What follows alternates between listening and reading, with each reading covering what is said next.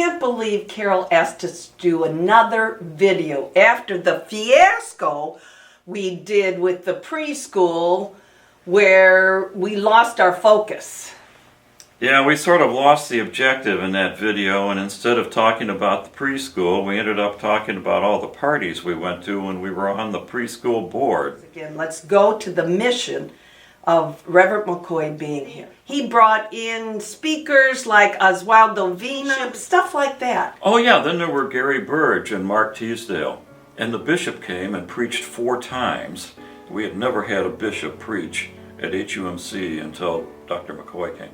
Yes. I arrived here at the same time you did. The same summer you got here, I got here.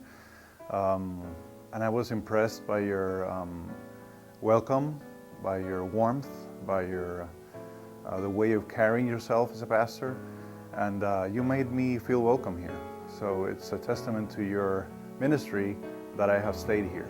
Your ability, your gift to see the gifts and talents in others and encourage them and nurture them and embolden disciples to participate in the life of the community here is something that I'm carrying with me in my ministry now in Naperville, and I know that will stay with me as a pastor for many, many years.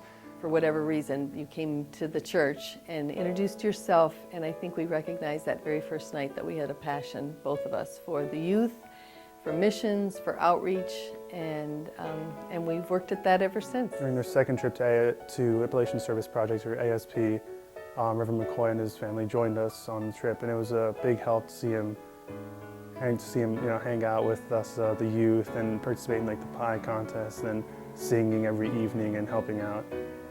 I always had doubts about the youth because I didn't want to the whole come to church and learn thing, but Pastor McCoy really made it fun and interesting to come, and every time was actually a blast going, so I didn't mind going. Pastor McCoy, I just want to thank you for being the AV preacher. On behalf of Tremaine and Robert and Jarrett and myself, what would we do without your pictures of grandbabies and babies and graduations and ASP trips and volunteer work out in the community?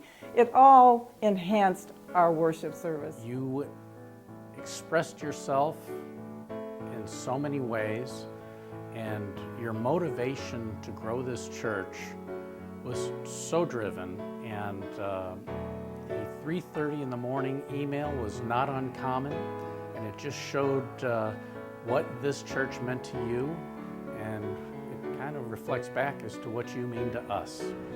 His 2 most memorable services sermons were not delivered here at Hinsdale, but at our sister church, Olivet UMC, when we had